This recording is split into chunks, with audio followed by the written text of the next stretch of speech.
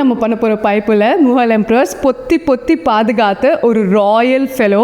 Actually ஒரு தரமான சம்பவத்துக்கு அப்புறம் தான் இவனை கண்டுபிடிச்சிருக்காங்க. என்ன நடந்திருக்குன்னா, எம்ப்ரஸ் ஷார்ஜஹானோட வீட்டில் ஒரு பெரிய விருந்து ஏற்பாடு பண்ணியிருக்கிறாங்க. அப்போ ஷெஃப் வந்து விதவிதமாக நிறைய சமைச்சிருக்காரு.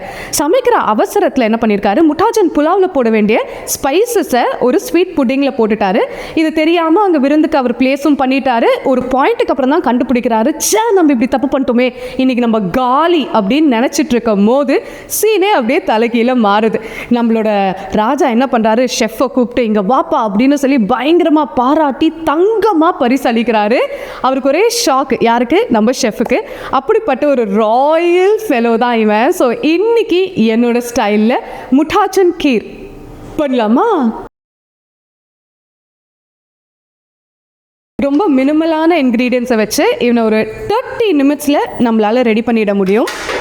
இவனை யூஸ்வலாக சீரக சம்பா அரிசியில் பண்ணுவாங்க. உங்ககிட்ட சீரக சம்பா இல்லை, ஒரு அவனை பிடிக்காது அப்படின்னா பாஸ்மதி ரைஸ் யூஸ் பண்ணிக்கலாம். பட் பாஸ்மதி ரைஸ் யூஸ் பண்ணும்போது 1-2 அவனை டிர் பண்ணிவிட்டு அதுக்கப்புறமா யூஸ் பண்ணுங்கள்.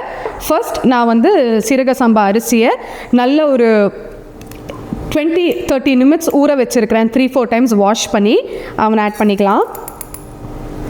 இவன் கூட நான் 1/4 கப் சீரக சம்பா எடுத்துருக்கிறேன். அதுக்கு நான் 2 cup full fat milk add பண்ணுறேன்.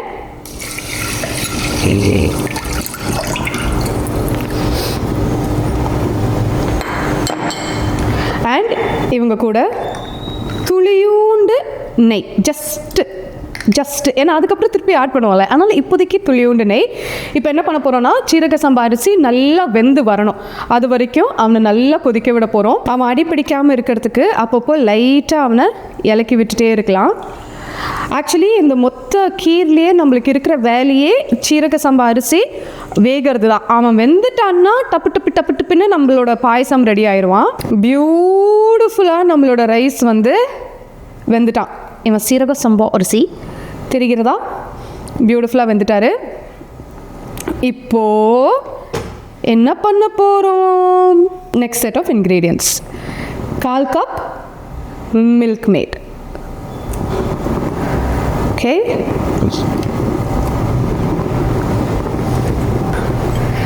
ராயலாக ஒரு கீர் அப்படின்னு சொல்லிட்டு தலைமை இல்லாமல் எப்படி?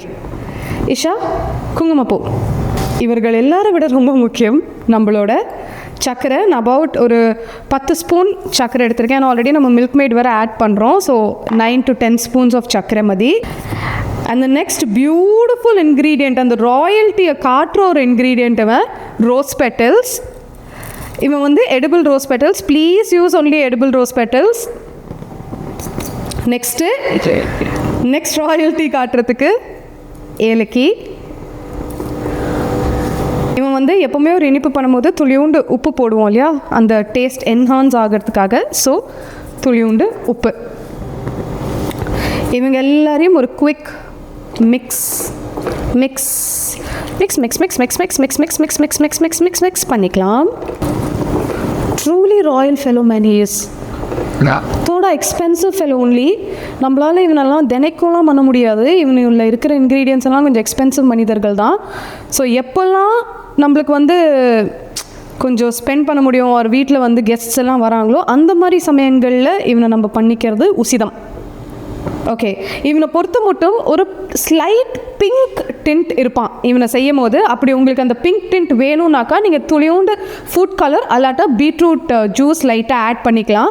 ஐ எம் அவாய்டிங் பிகாஸ் எனக்கு ரோஸ் பெட்டல்ஸ்லேருந்து வர அந்த தோடா பிங்க் டிண்ட்டே மதி அப்படின்றதுனால நான் ஆட் பண்ணல. உங்களுக்கு வேணும்னா இவன் கூட எடிபிள் ரோஸ் வாட்டர் கூடி துளியோண்டு ஆட் பண்ணிக்கலாம். அபவுட் ஒரு ஸ்பூன் ஆட் பண்ணலாம். செம ஃப்ரெஷ்ஷாக இருப்பான். ஃபைனலாக நம்மளோட கார்னிஷிங்காக ஒரு பேனில் இவன் சிம்மில் தான் இருக்கிறான், ஆனில் தான் இருக்கான். ஸோ தட் குங்குமப்பூ லைட்டாக அப்படியே இதாகிட்டே இருப்பான்றதுக்காக நான் ஆனில் தான் வச்சுருக்கிறேன் இவனை. ராயல்ட்டி அப்படின்னு நம்ம முடிவு பண்ணியாச்சு. ராயல்னு முடிவு பண்ண அப்புறம் எதுக்கு கஞ்சத்தனம், தாராளமாக நம்ம வந்து நெய் ஆட் பண்ணிக்கலாம். உங்களுக்கு தேவையான அளவுக்கு முந்திரி பருப்பு. இவர் வந்து பாதாம் நான் ஜஸ்ட்டு சாப் பண்ணி வச்சுருக்கேன். இவர் வந்து காஞ்ச திராட்சை.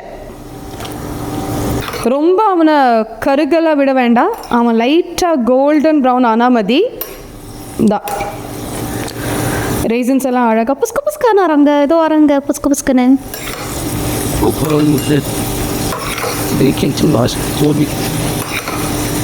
Beautiful. I'm just going to turn it off. ஏன்னா அந்த சூடே மதி, அதுக்கு மேலே சூடு பண்ணோன்னா இதாயிருவாப்பில். இப்போ என்ன பண்ண போகிறோம்?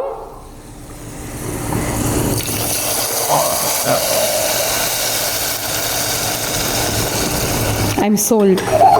He's that beautiful. ஸ்மெல் செம்மையாக இருக்கிறான். ஓகே, ஃபைனலாக ஒரு இலக்கி விட்டா. So slight pink tint rose petals நம்ம யூஸ் பண்ணியிருக்கோம். அதே மாதிரி கலருக்கு நம்ம சாஃப்ரான் யூஸ் பண்ணியிருக்கோம். ஒரிஜினல் ரெசிபிலையும் சாஃப்ரான் தான், பட் இந்த ரெசிபியை இங்கே பண்ணுறவங்க ரொம்ப ரொம்ப செலவேர் தான். அவங்கெல்லாம் சாஃப்ரானுக்கு பதிலாக கலர் யூஸ் பண்ணுறாங்க. முடிஞ்ச அளவுக்கு அந்த எல்லோ கலர் யூஸ் பண்ணாதிக்கு நம்ம சாஃப்ரானே யூஸ் பண்ணுவோம். அம்பிட்டு தான். ரெடி. இப்போது பிளேட்டிங்கு போகலாமா? இவனை நீங்கள் சுட சுடவும் குடிக்கலாம், இல்லைனா ரெஃப்ரிஜிரேட்டரில் வச்சு நல்லா சில் பண்ணி அதுக்கப்புறமாவும் குடிக்கலாம். ரெஃப்ரிஜிரேட்டரில் வச்சு கோல்டாக குடிக்க போகிறீங்கன்னா சர்க்கரை கொஞ்சம் ஜாஸ்தியாக ஆட் பண்ணிக்கோங்க. அம்பிட்டு தான். தலைவன் ரெடி. இந்த ரெசிபியை கண்டிப்பாக சேவ் பண்ணி ட்ரை பண்ணுங்க. அப்படிலாம் யார் சமைப்பாங்களோ அவங்களுக்கு அனுப்பி செஞ்சுதா அப்படின்னு சொல்லுங்க. Until I meet you again, Tutupa boy from Kirti.